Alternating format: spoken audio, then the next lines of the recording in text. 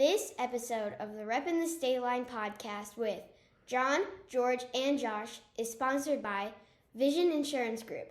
Vision Insurance is one-of-a-kind insurance broker that specializes in every insurance.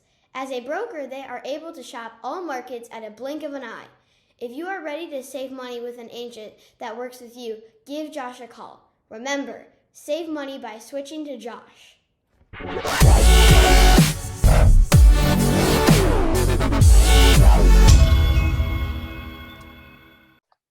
Hello, State Liners, and welcome back to episode 10.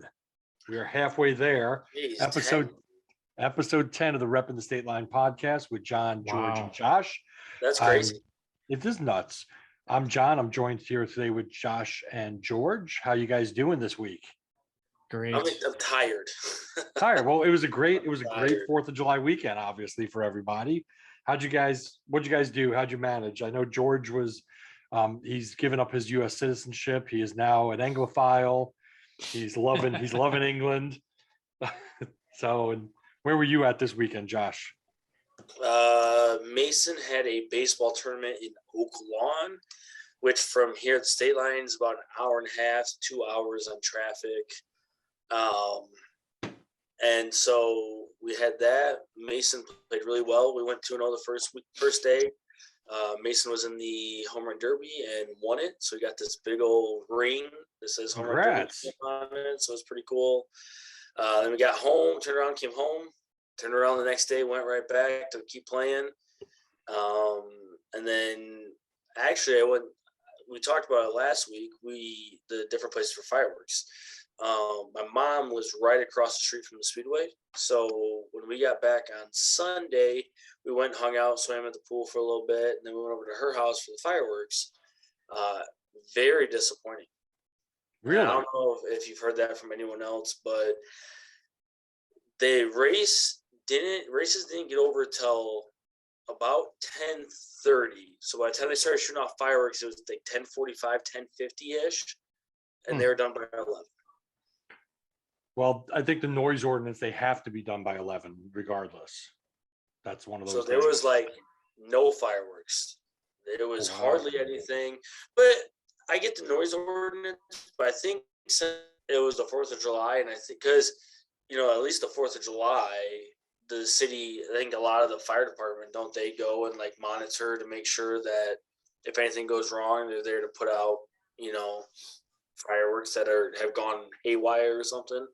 So I think the city at least knew. I mean, I just feel bad for all the people that like drove there with their kids and like sat in is it Mercy right there or OSF, whatever the hospital is or clinic, sat there for the fireworks or went to the Menards parking lot and sat. I mean, a lot of people go to their fireworks because they're usually really good and they're on a day that everyone can come and don't want to work next day to watch them, and they were nothing. Like I just went to my mom's house, so it was it is what it is. But people that actually traveled from around the area and that was going to be their family fireworks, I feel so bad for them because they were not good.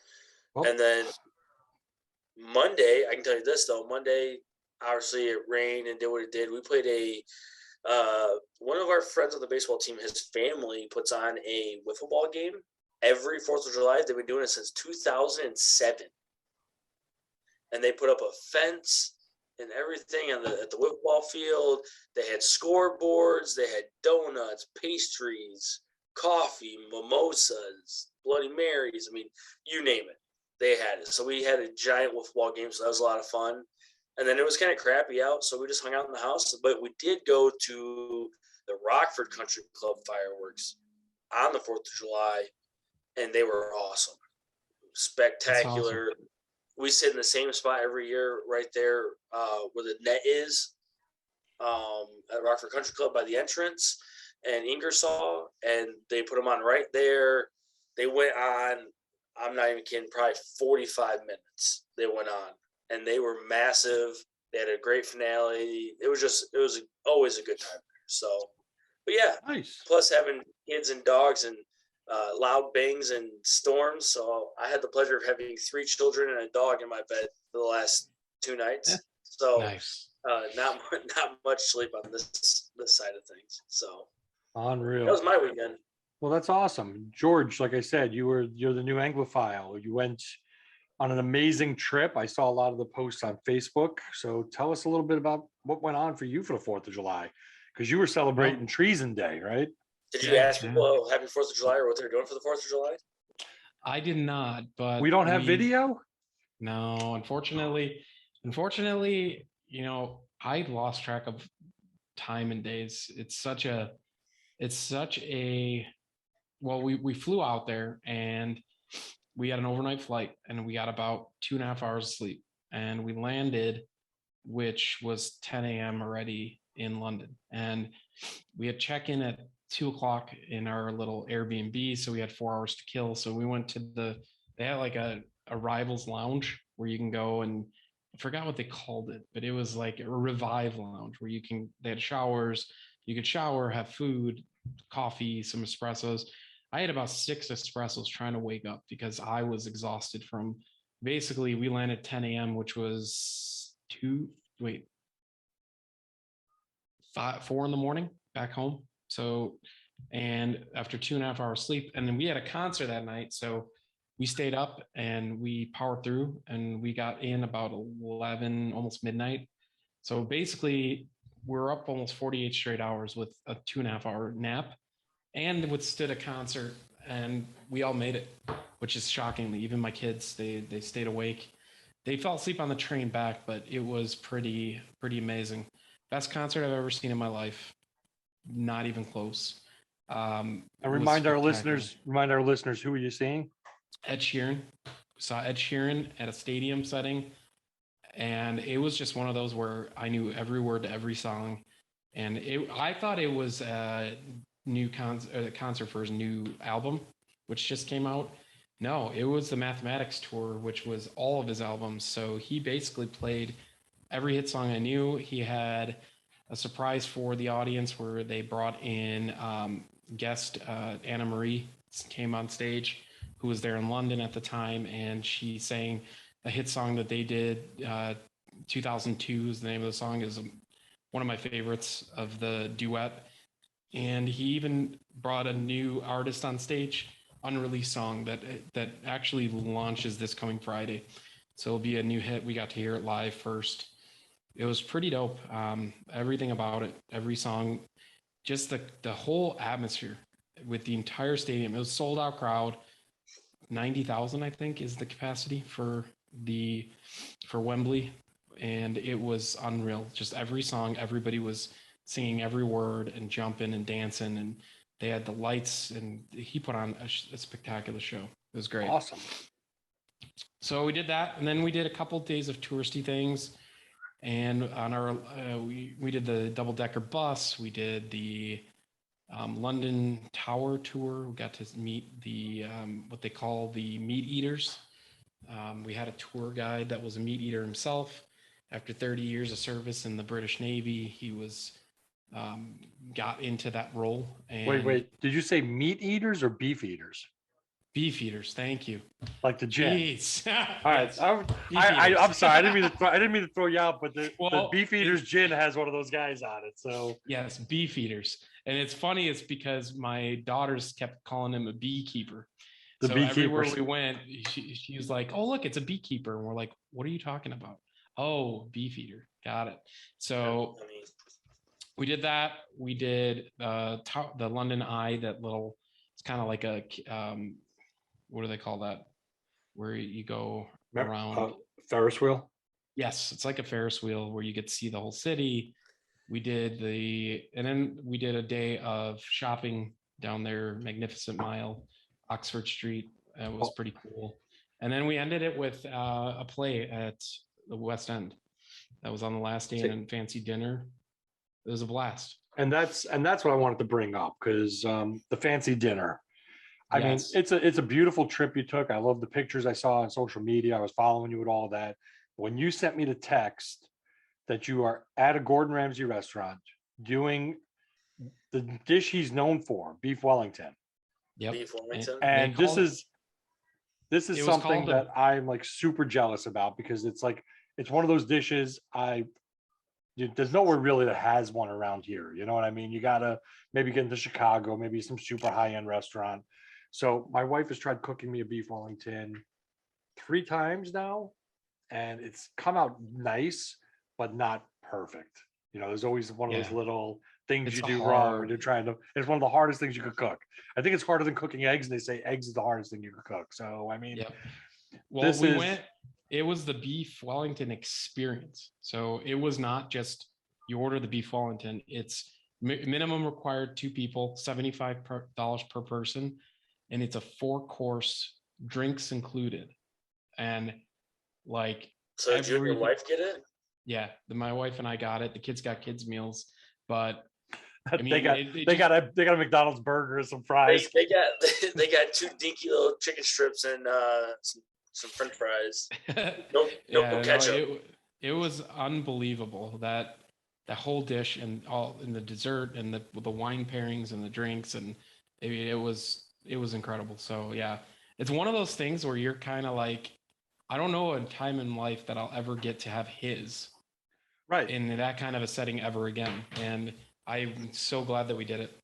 It's a check bucket list item. No, it is definitely something to jump on when you get that experience. I mean, it's one of those things, like you said, you never know when you'll be able to do something like that. So It was a blast. Got home. We flew back. There was an actual full bar on our flight home, which was pretty neat. And the kids and we sat at the bar, and I had drinks. They had their little mocktails, and they had a TV on at the bar, and we were just sitting there hanging out with the flight attendant serving us and chatting. We tried to stay awake because, again, coming back, then you have to adjust, and I'm still not there. I'm still tired. So hopefully one more night of sleep and I'll be back. So why, if my question is, if you had like the sleeper, right, first class, why couldn't you guys get more than like 2.5 hours of sleep? I think I would have just slept the whole time. Because so you take off. We left at like 9:30 and at 8:30 Central, and you pre-order your meals. So we had, by the time they served us our pre-course salad and then soup and then the meal and then dessert, we were talking about almost 11. So you're about almost 2 hours into the flight. And then we went to sleep, but then they wake you with 2 hours to go because they serve you breakfast before you arrive. So we took advantage of every minute that they weren't serving us food to sleep on the way there. And that was about 2.5, 3 hours. So it was not as much as you think, because it's only like with going with the current, going west to east, it was only like a 6.5 hour flight going there. Coming home was longer because you're going against the current. So unfortunately coming home, we didn't want to sleep. That would have been perfect to sleep because we had much more time, but we didn't want to get stuck on that London time zone. So we forced ourselves to stay awake, and then we crashed as soon as we got to the airport. Nice. Did you see any fireworks coming into New York? Yes, we did. That was probably one of my favorite parts. As we landed, there were fireworks going off everywhere. And it's not like the main fireworks. And then when we took an Uber to the hotel, and as soon as we got to the hotel, we got up to our room, the main fireworks started, and you could see them literally from our room. So we watched the entire fireworks from our room after we landed. It was pretty cool. Well, yeah, because where you landed at JFK, you were staying at the hotel there with the new casino. So we were on the top floor, so we had a nice view. And that's a straight shot along the Sound to the East River where the fireworks are. Yep. And there's not a lot of tall buildings between where you were and there, so you'll definitely get a good show. Yep, it was pretty impressive. Loved every minute of the trip. I probably could have used another couple of days. The only thing we didn't do that we wanted to do was go to the West End. I mean, not the West End, Hyde Park. Okay. And do some of the parks that they have there, and Buckingham Palace. We couldn't get into that. That was all booked up. Those are the only 2 things that we kind of wish we had another day or 2 to do. But for having 4 full days, it was quite the trip. It was amazing. I wouldn't have traded any of what we did for anything else, really. I just wish we had a little more time. But the Hyde Park, from what we understand, was insane. We're kind of glad we didn't go because we probably wouldn't have got to see much. But literally the day we landed was the Rolling Stones played there. The Rolling Stones played there some other band played there. Adele played there while we were there. Rolling Stones came back. Elton John played there at Hyde Park, and Ava Max. It was like literally every night they blocked it off because they had a concert going on at Hyde Park. So Nice. it was pretty neat. That's awesome. Good time. That was my weekend. How about you, John? You had a fun weekend in St. Louis. Yeah, thank you. We had a great time down there. We left on Thursday, so right before we aired the podcast on Friday, we played hooky on Thursday, took an extra day, drove down, what was it, about 4.5 hours? It's about 4.5 hours from the state line area to get to St. Louis. And we stayed at a hotel. It's the Union Station Hotel. It's Curio Hotel, right Love it. downtown. And it's an old train station that's been completely converted. Yep. And there's the shows, like the light show going on the ceiling of this place, the bar in the main area. This is like where people used to go to their ticket counters. That's like where this main area is. It's all been converted, and just amazing shows. You go out to this whole area. There's a Ferris wheel, like you had over there in England. Big Ferris wheel, big pond. They're doing light shows and fireball shows. Actual like fire coming out of the lake to music. And when it gets dark, there's like lights on all the buildings. And you're still all underneath like the old train trestle where this used to be where all the tracks were, where all the trains were, where everything just converged.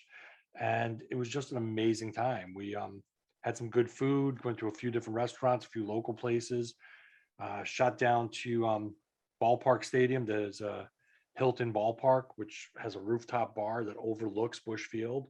So you're sitting up there, and like there was no game going on, but they were setting up for concerts because this coming weekend at Wrigley is a big concert. You got Motley Crue and Pat Benatar Poison. and Poison are playing. They were playing down there on Tuesday the 5th.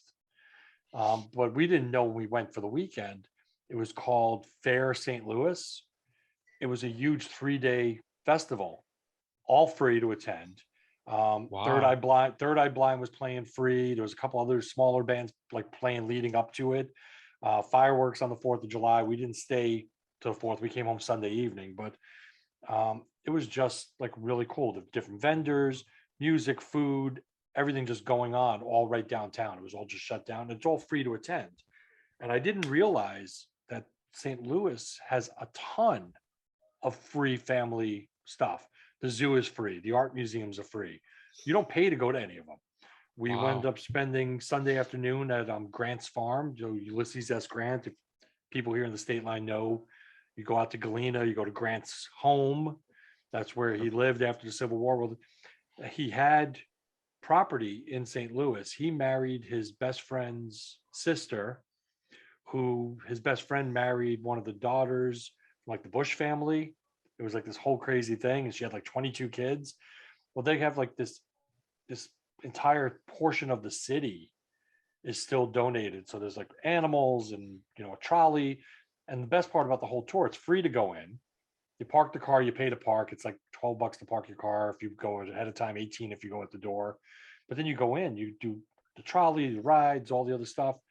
And then when you're all done, they give you free beer because it's still Anheuser-Busch sponsored. So you get to try new beers that haven't even come out yet, and you get to try like their staples.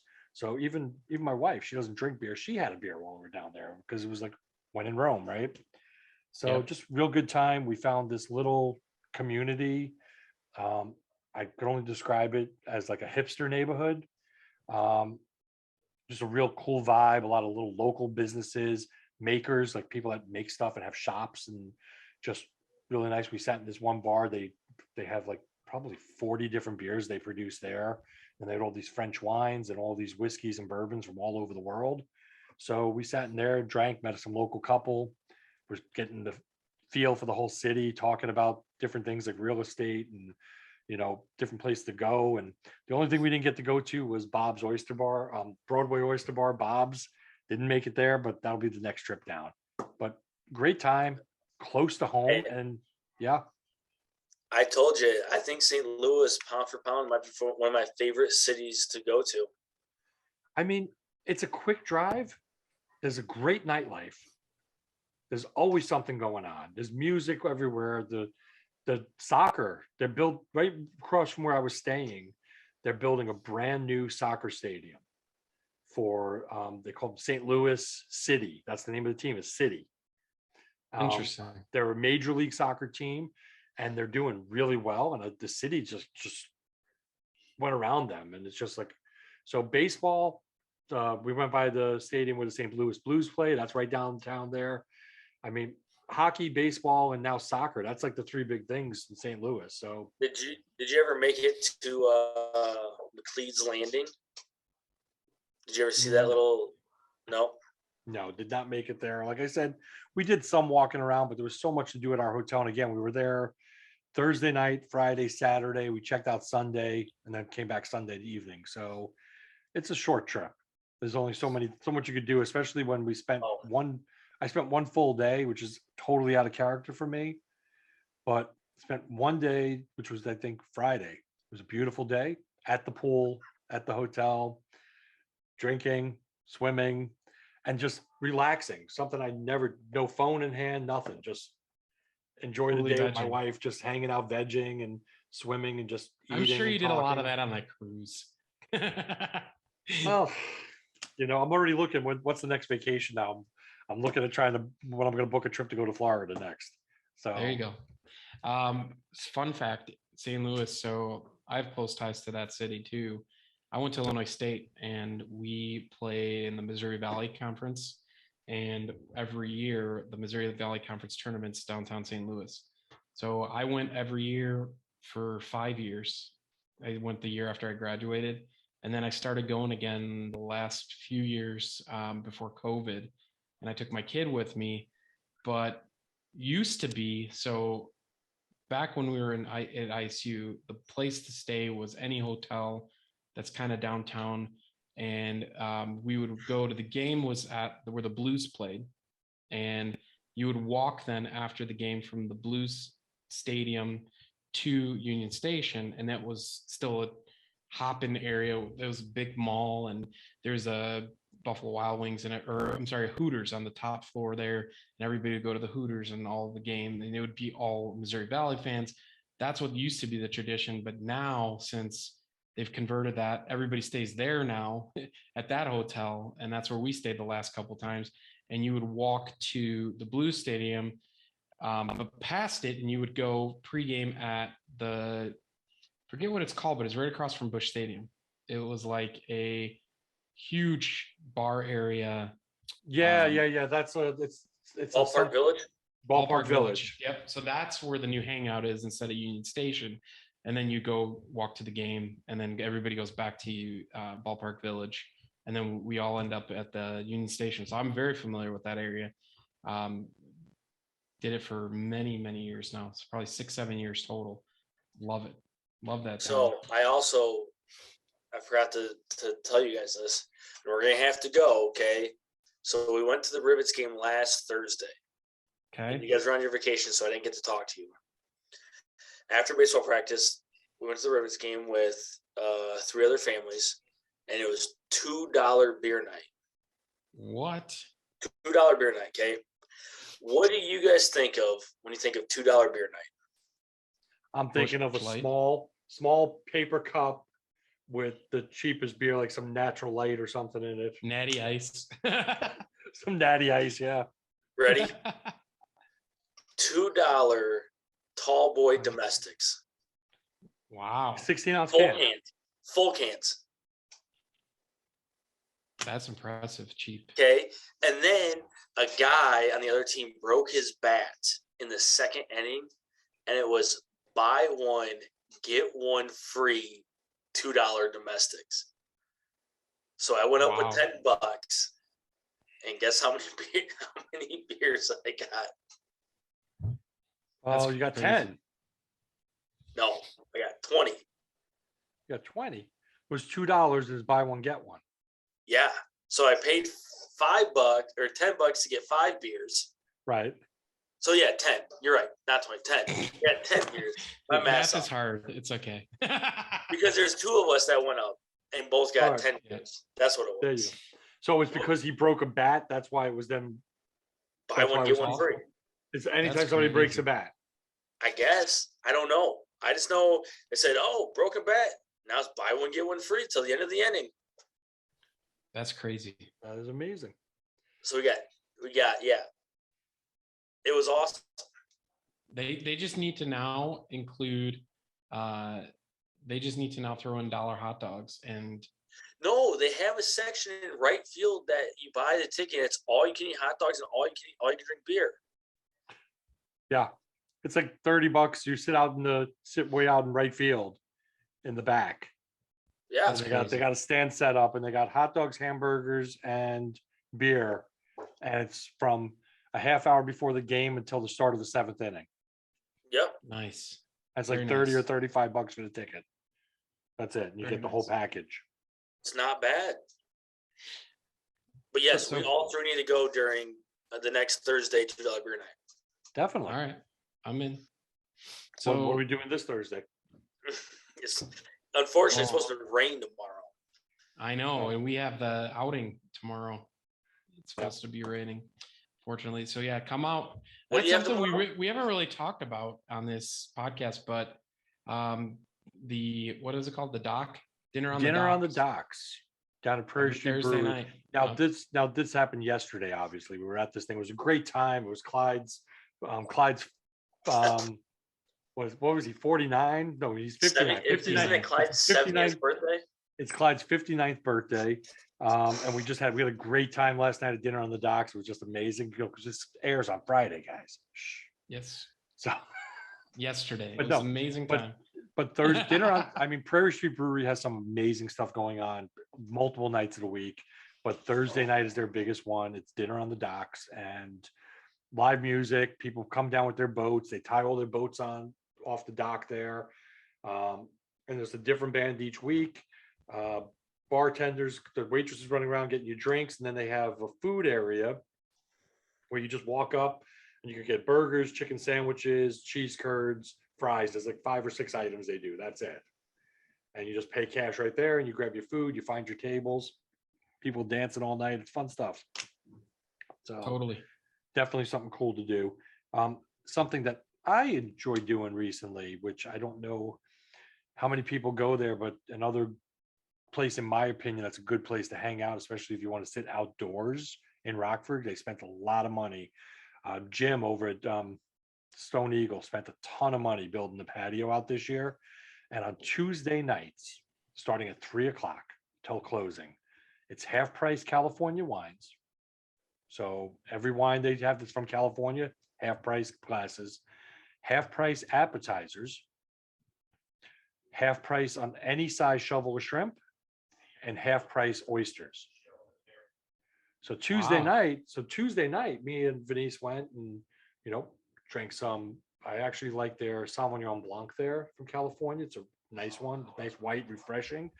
We had some wine, mozzarella sticks, half a dozen oysters.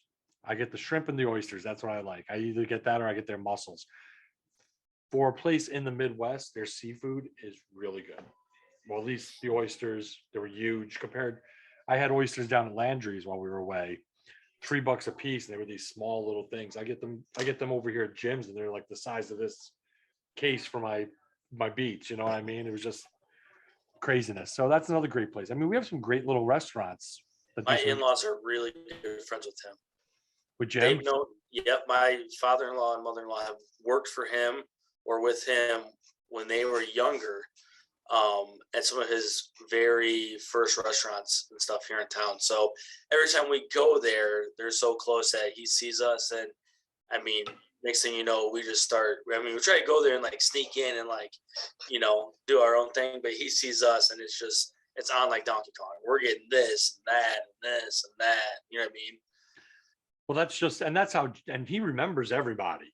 And that's the how he craziest is. So thing. that's how he is to a lot of people. I mean, we walk in there, we're not there. I mean, we don't go there all the time, but we're there, a couple of times a month, maybe, 2 or 3 times a month we'll go by.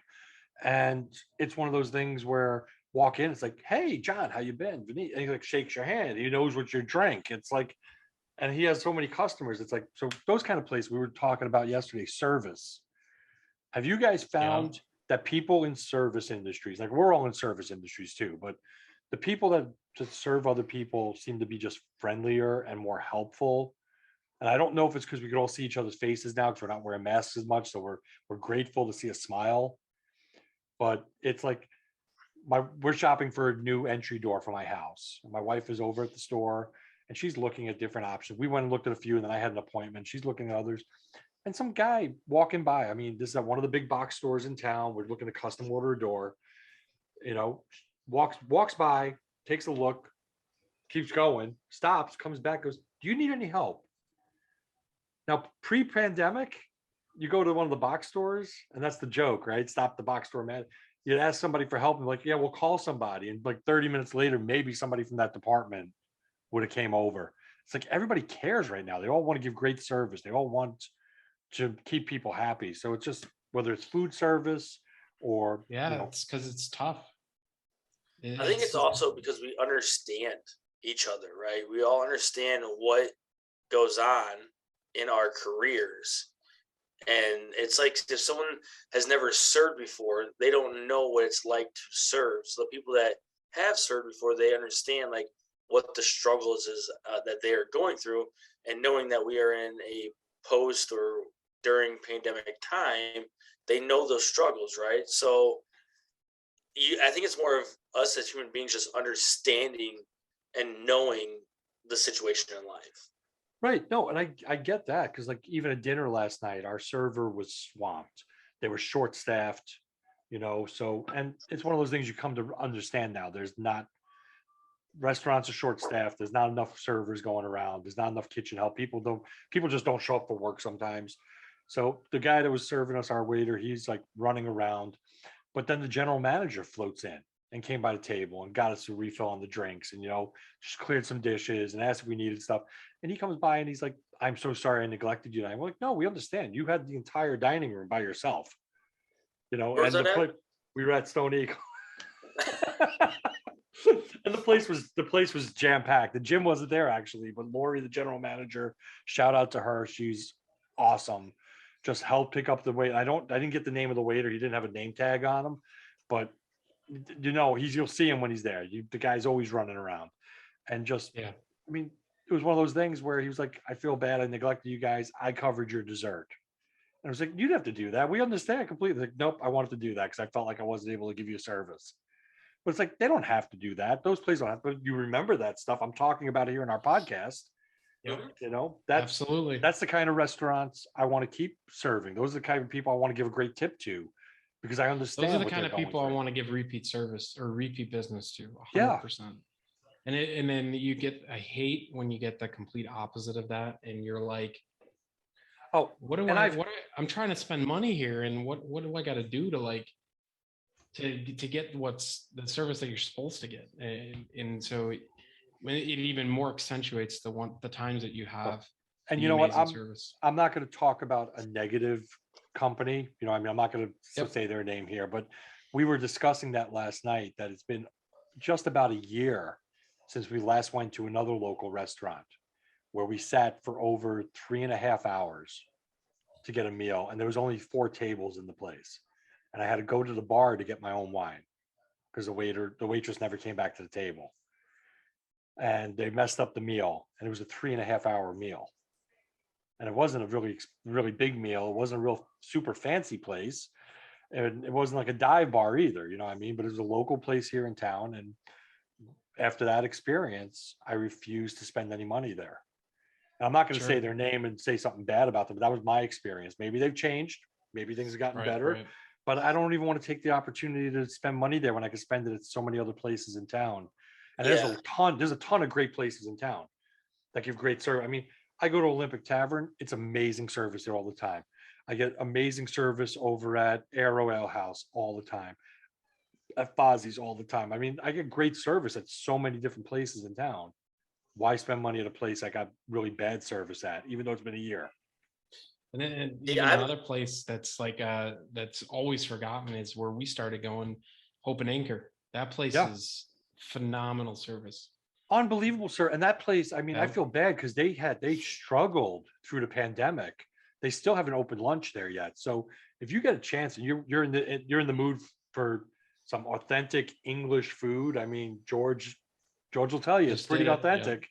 He was just over there. I mean, give them your business. I mean, they're in a part of town where there's not a lot of restaurants around them. You have to specifically go there to get there. Okay, You I got know? one more story about my trip. You just brought Okay. that memory back. So I want to do whatever it takes to make a movement. So coming back, I want to make a movement to bring that to the United States, because it's like, why do we not have that? My wife and I both agreed we would pay money to go to a place like this if they had it in the States. So when we were returning, we flew Virgin Atlantic. And Virgin Atlantic has a lounge in London Heathrow called the Upper Class Clubhouse. So it's an invitation only. You have to be, in order to get entry, you have to be flying either Virgin Upper Class or Delta One, because they're in a alliance, so they kind of do favors for each other. But so it's only for first class members, or you have to have like a certain status with that alliance to get in.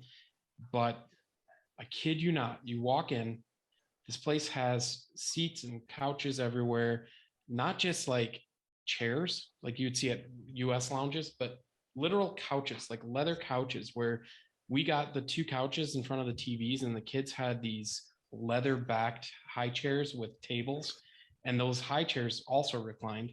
But we literally could take naps on the couches, and every seat, every chair, every cushion, every couch had a little QR code with your table number. So you scan the QR code with your phone, and it opens up a menu for your seat specific. Anything you can eat. And this was not like burger and fries, like fish and chips, like like Bangers and mash, mushy anything, peas. well, anything you wanted. Like a good And bangers they and had mash. burgers. They had plant-based stuff. They had vegan stuff. They had something for everybody. And then drinks. Like they had maybe 15 cocktails to choose from Cosmopolitan to Bloody Mary to whatever you want, champagne, non-alcoholic beverages, kids menu, soups, you name it. So you go and you kind of place your order, you put it in the cart, you hit checkout, and they confirm your order, and you just wait. And a waitress comes with all your food and drinks and drops it off at your chair. And then you go in when you're done and you're ready for more, and you order some more. And that was like the experience. And anything you wanted on their menu, all complimentaries for being in there. They had pool tables. They had a spa. They had Peloton bikes. I mean, if I'm in an airport lounge, I'm not going to work out. But if you wanted to, it was there. They had showers. They had places where you can get quiet time and like sleep legit. They had outdoor balcony. They had at an airport lounge. So I was just so blown away. I was like, I would pay to go anytime we flew. That would just make your flying experience so much better. If you paid. I'm not to that status in life yet. My goal is to sit in the exit row so I get a little bit more leg room. I'd like the bulkhead seat, please. I don't need the under seat storage in front of me. It was so good that anytime I ever fly through Europe, I'm going to literally see if there's a way that I can connect through London before we make the trip across the pond and make sure I'm on Virgin or Delta so I can go to that lounge. That's it. Like, that's how good it was. Like, I was so impressed. I'm hoping they open up. You always fly Virgin, right? That Branson knows what he's doing. His experience and his talking about service, unbelievable. Virgin Atlantic is unreal. Yeah, I hear all the brands. I mean, I have a client of mine that's local architect in town. They also travel agents. They do a lot of cruises, and they rave about Virgin Cruise Lines with the amount of customer service and amenities for what you get for your dollar. So, I mean, you're right. Richard Branson and his company, they know how to give top of the line service. And all we have is Virgin Mobile, baby. Virgin Mobile. No, we have Virgin America. We have Virgin America. It flies to the West Coast. I've taken a few of those. Have They're you? good too. Yeah, they're all about like they're unique. Let's just put it that way. They know how to Okay. separate themselves. Can we completely off topic, but on topic because it's a huge thing to talk about. I'm scared to take my family to big social gatherings.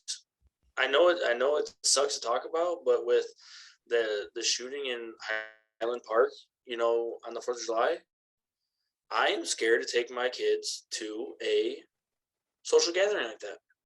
The big gathering. No, I get that, and I'm very impressed with now. It was a junky day on Monday. It was raining on and off, that kind of stuff.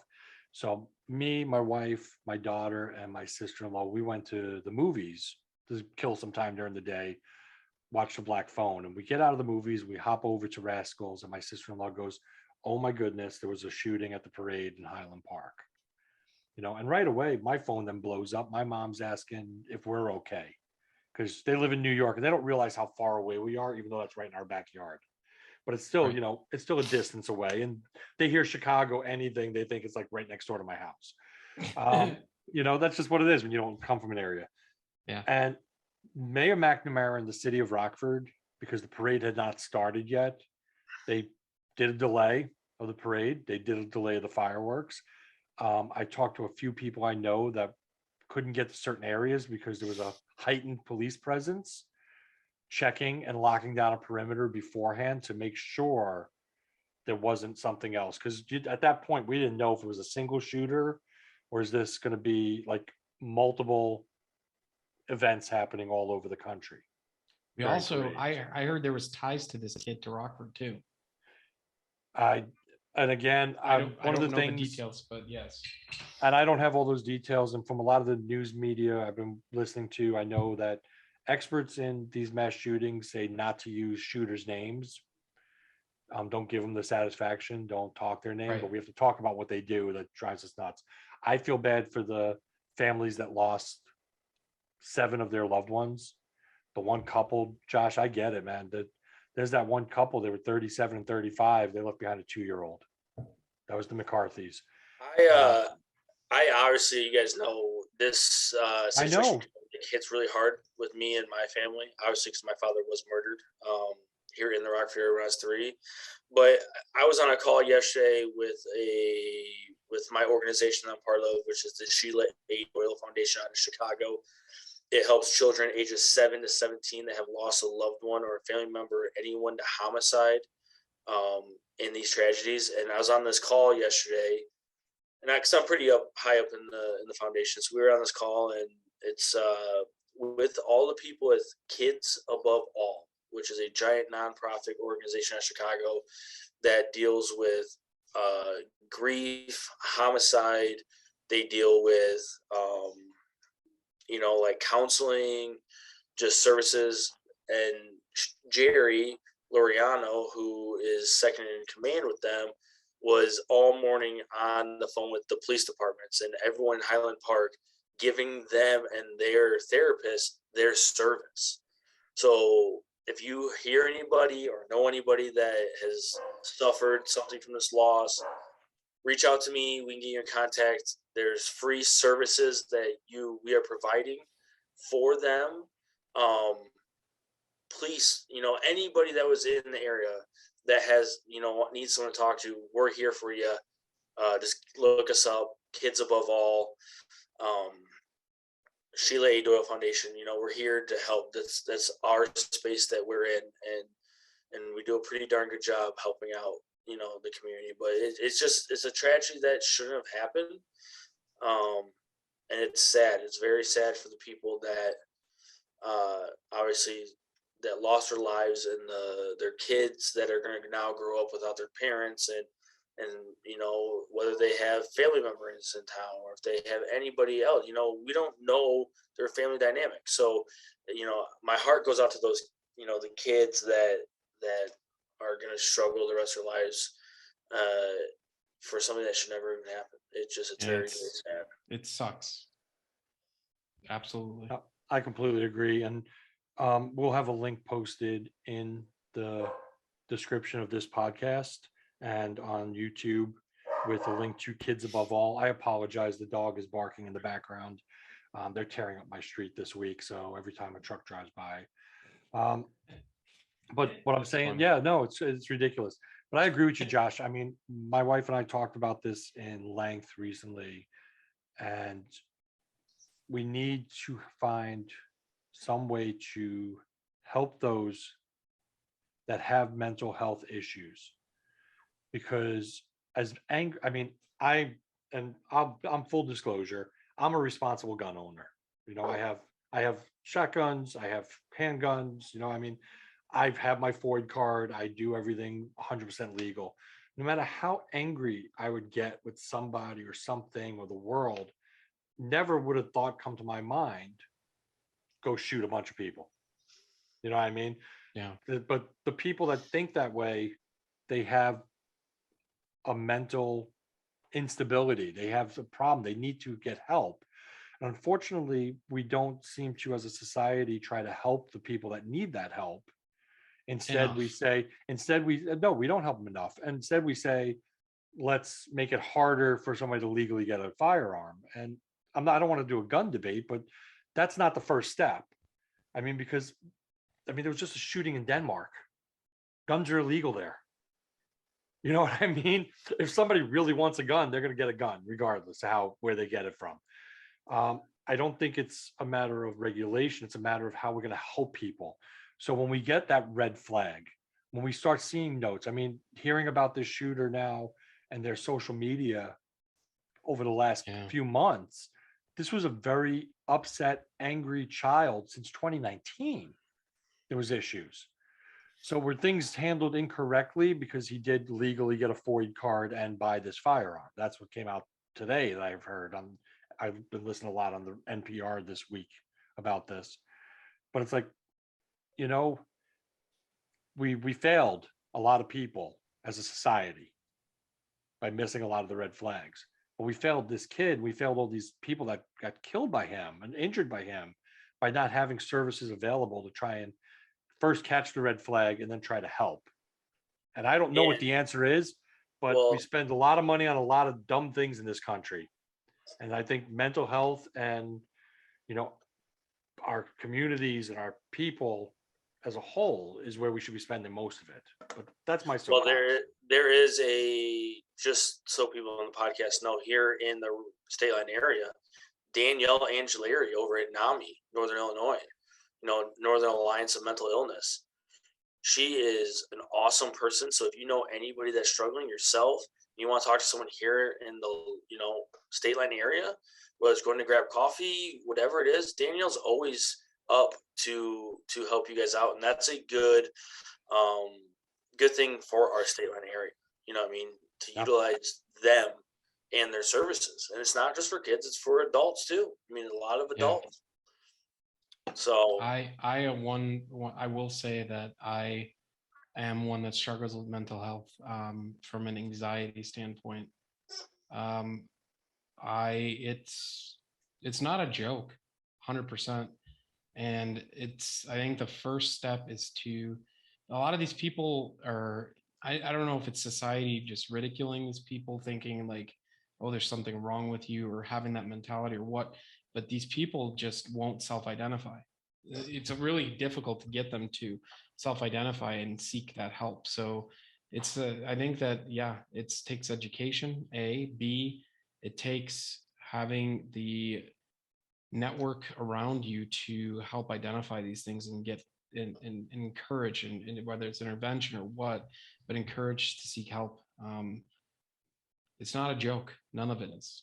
And I know, like, many people will say, back how it used to be back in the old days, like, oh yeah, everybody was tough guy, this, that, but that's not society today. Things evolve, people evolve, technology evolves, everything evolves, and we live in a different world than we did 50 years ago, and we need to understand that and really just educate. And I agree 100%. There's not enough attention, not enough programs, not enough everything for the mental health. I think that is step one in trying to solve this. And I'm not here to have the social debate about guns. We're not a political Right. show. I'm not here for that. But I think that what everybody would agree with, no matter what side you are on, is that mental health is the leader of what drives people to this. And it's definitely something that needs more attention, in my opinion. I would agree with you on that. And yeah, it's, not, you don't realize how many people do suffer. So thank you, George, for sharing with us, though. That's tough. I have loved ones in my family that suffer from anxiety and depression, and it is difficult when you go through those cycles as just somebody who cares about them, and imagine what they're going through. So I totally can empathize with that. And yeah, we do need more help. We need to stand together as a community, but we can't allow, like, I know how you're saying you're afraid, Josh, to bring your family to big events now. That's part of that whole terror, though, right? It's like, I totally get it. I want to do what's right for my family. I don't want somebody to get hurt. I don't want somebody to get killed. But I also can't let these terrorists, whether it's a single lone shooter or a gigantic organization, they still want the same effect. They want to get recognition and make people afraid. And so I look at it a little differently. I'm concerned, and I'm always keeping an eye out around me of what's going on around me. Having I think awareness. that's my thing is I'm always on edge, always looking both ways, making sure. I mean, when we walk as a family, they walk in front of me, I walk behind them, Right. stuff like that. You know what I mean? Well, just simple things like that. Walking down the streets of St. Louis with my wife this weekend, and she's walking at the street side. It's like, no, come here. You walk over here. You know what I mean? Just that simple thing. I want to be between you and the street in case a car jumps the curb, in case somebody runs up on us, in case anything. It's just the weirdest thing. But having that heightened alert awareness around you.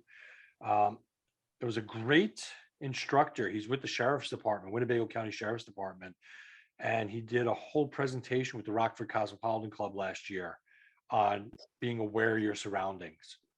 And he said he would come in and do this for any corporation. I have his card somewhere on this mess of a desk that I'm sitting at right now. So I can find his information. I'll post that up in our comments as well. But if your company would like to have a presentation, they have a grant. So he gets paid. Caruana's office pays him to go teach people awareness in their surroundings. That's awesome. And the best part was when they started it, he shows a video and he's like, okay, everybody, follow the basketball. And there's like 10 people on a screen. They're passing a basketball around. You're watching this basketball. When you're done, you're like, all right, how many times was the basketball passed? And everybody's like, 9 times. Right, 9. But did you see the bear? And then they play it in slow motion. And there's a guy in a bear costume dancing like through the crowd. But you don't see that because you're focusing on how many times the basketball gets passed. And that was like a big takeaway. It's like, that's what they do. They try to distract you so you don't see what's really going on. Yeah. So, I mean, we got to keep aware. My thoughts, prayers, go out to the families, the victims. Josh, I know it hits home to you every time something like this happens, especially, kids losing parents. It sucks. But it's not fun. No, but it's not fun. You know what? I'm here to help. I'm here to make things better. Well, that's it. And that's why we're all of our foundations. And that's why repping the state line is such a big part of those foundations that you're part of. We want to represent all people, the state line, help them get the help they need and help them get the services they need. And that's why we're here. So if you have an organization you would like to have promoted to the state line that you feel isn't getting enough credit, reach out to John, Josh, George, one of us, repping the state line on Facebook, and reach out to us. Let's get you on the podcast. Let's get you talking about your organization and get you in front of the people that you can help. Yep. I think this is a good place to call it an episode. It's a somber end, but it's definitely something that it's the right way to end this episode, in my opinion. What happened again, I should say, over this last weekend was a tragedy. And we, all three of us, had an amazing weekend and fun, but it's very easy to quickly shut down and appreciate just how good what we had, and how differently things could have turned out. So on that note, I'm ready to call it an episode. I appreciate your sharing, Josh, and both of you, your thoughts on this topic. It's not an easy subject to discuss. So No, not at all. All right. And with that, I'm going to ask everybody once again to do all those things we ask you to do. I want to thank you all, our listeners, for participating, listening to the podcast. Please share, please like the YouTube channels. Please share and like and comment wherever you listen to this podcast. And be sure to follow us on Facebook. Until next time, gentlemen, have a great afternoon. And state liners, be careful out there and tell us how you'd like us to better rep the state line. See you next week, guys. See you guys. sweet.